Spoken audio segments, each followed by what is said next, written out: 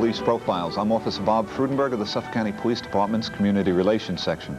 Today we're going to be talking about the Suffolk County Police DWI facility, Driving While Intoxicated facility. Most people would know that. And we have a couple of experts in the DWI field, the Driving While Intoxicated field, not from a personal experiential, but from locking people up for DWI. Officer Gene Schuring, who is a 15-year veteran of the police department and has, between him and the sergeant, Sergeant Gary Forrester, who is the supervisor of the Central DWI Processing Facility, between the two of you have over 2,000 DWI arrests, driving while intoxicated. So that would kind of establish your credentials as experts in this field. And before I forget to mention it, and I'd be really remiss, Maria Parisi helped, she originated this program. She said, why don't you do a show on the DWI facility? Maria has helped produce a couple other shows for Police Profiles. Just a citizen who said, hey, you asked for help, you said if you have any suggestions or any questions, you're always talking about that. She decided to take the bull by the horn, and here you are. And I should have thought of it myself, but she gets the credit. Now, let's talk about a DWI arrest. You've got a lot of experience, but before we do that, why does the DWI facility exist?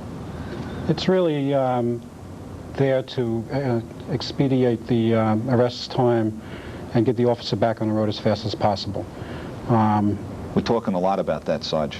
Right. That guy is so, or gal, is so valuable out on that road answering calls that they have to be... We try our best to get the arrest in and process the arrest, working as a team with the arresting officer to get the arresting officer back on the street on patrol to assist the other officers on patrol.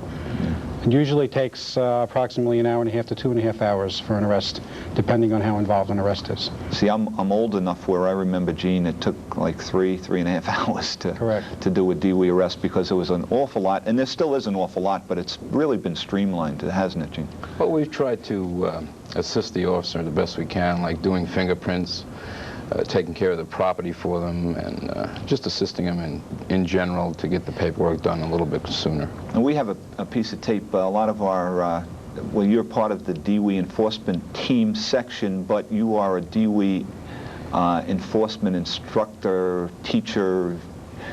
You teach people how to do this. I teach people in our academy, all the new people that come on the job. I've been doing this for about 8 years, teach DWI enforcement, which includes teaching them about SFSTs, which is standard field sobriety tests. We actually have a piece of tape that you made.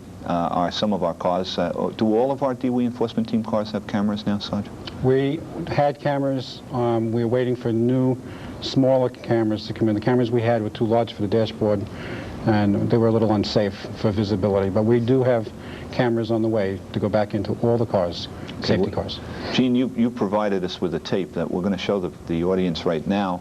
And this is one of Officer Gene Schuring's arrests for driving while. What are we looking at here, Gene? And what we're looking at is westbound on Route 347, just past Route 111, heading westbound.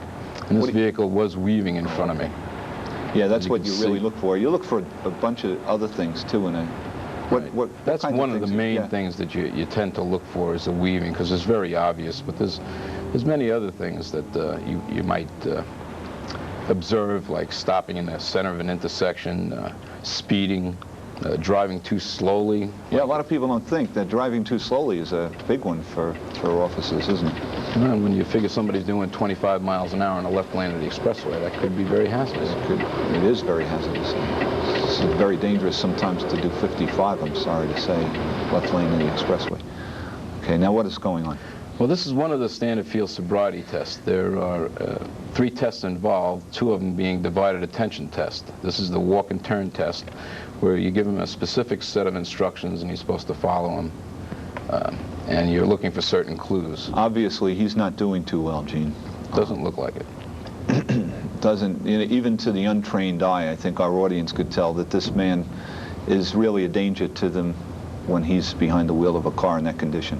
You mentioned another test, though. What was it? Well, we use, on the standard field sobriety test, we have the walk and turn, which you just saw on tape. a one-legged stand. They're both divided attention, physical coordination type tests.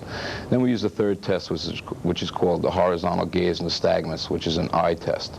Is that also used for drugs, or do you use other tests for that?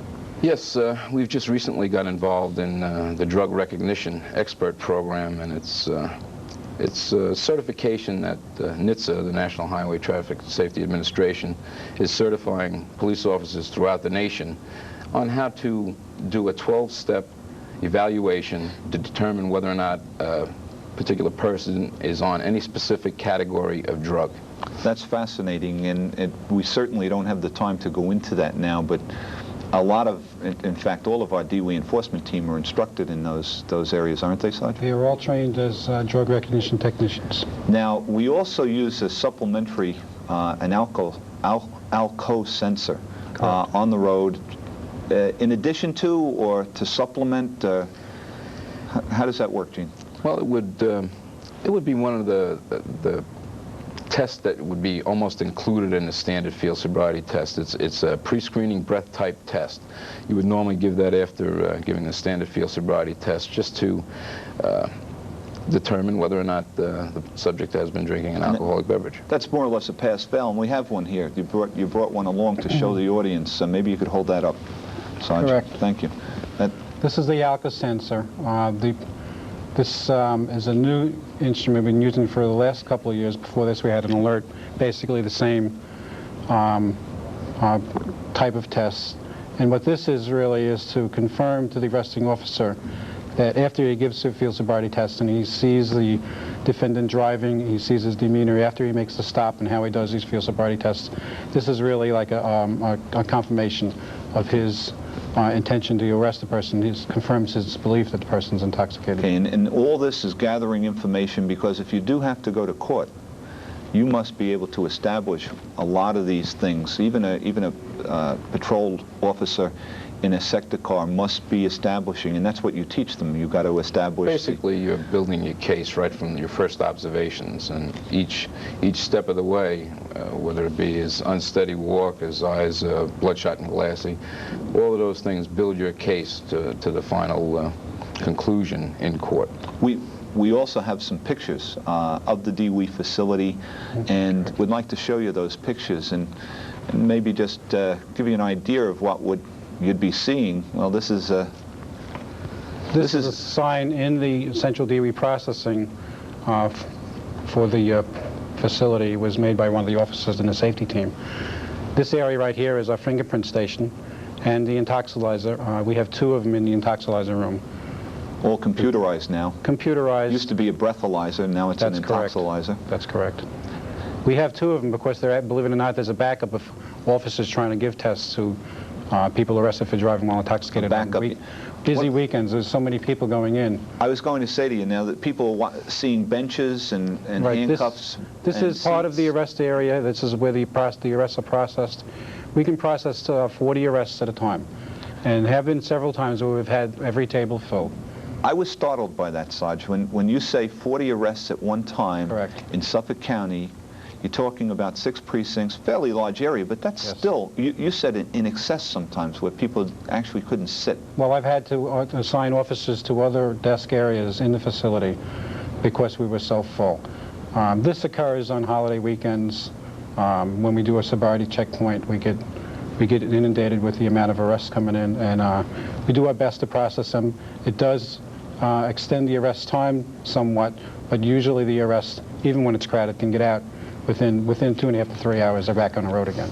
Even with those numbers of people in that facility, what that means to the motoring public.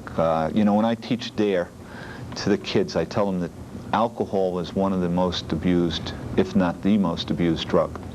And the implications are such that when they get in the car with their parents on a Friday or Saturday night, there is a likelihood that they are driving on the road with people who've had too much to drink.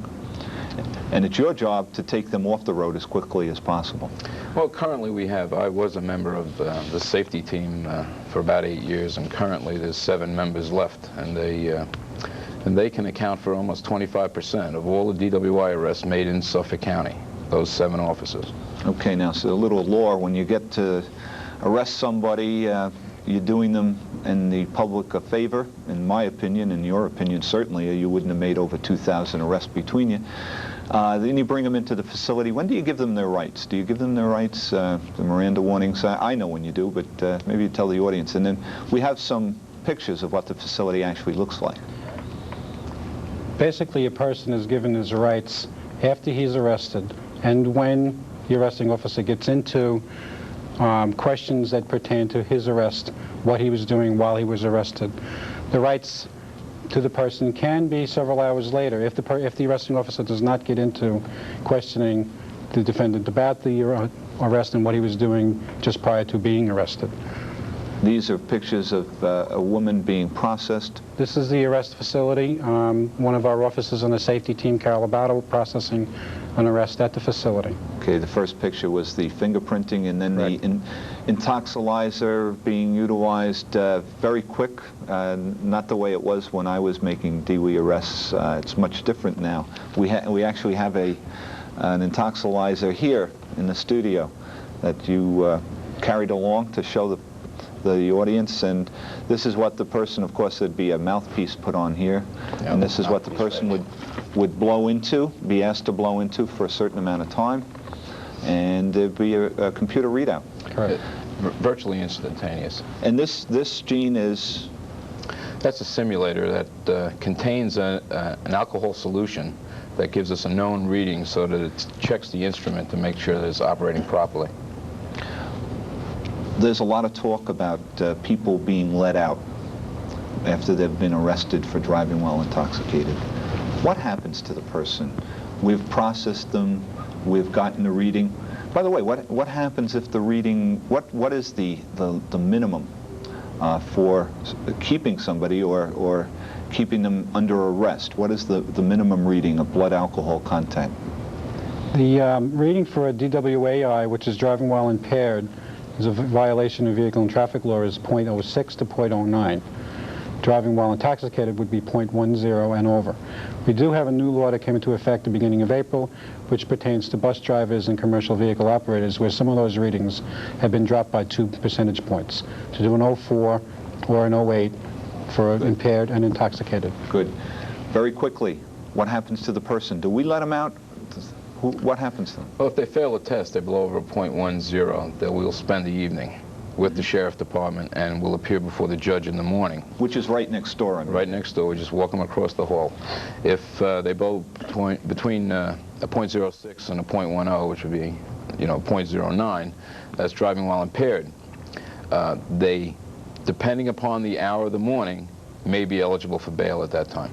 Okay, and that's determined by USAJ, or? They would have to pass a pre-screening test, an alert, or the Alka-Sensor test that we use on the road, which would tell me that they're no longer impaired or intoxicated. Okay, but at that time I will set a bail. They could theoretically then be arrested that evening, 12 hours later, which has happened in Suffolk County. If they were bailed by me and they would go out drinking the next night, that could happen.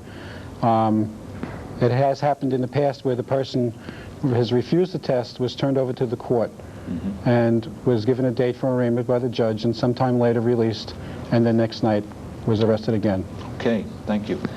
If you have any questions or anything that you'd like to ask the police department, your police department, you can write to Cablevision TV 6, 1600 Motor Parkway, Hauppauge, New York, 11788. I want to thank Officer Gene Schuring and Sergeant Gary Forrester for being guests on Police Profiles and talking about a very always timely subject, DWI, and Cablevision TV 6 for making this program possible, and Peter Kohler, the director of this program. Thank you all very much.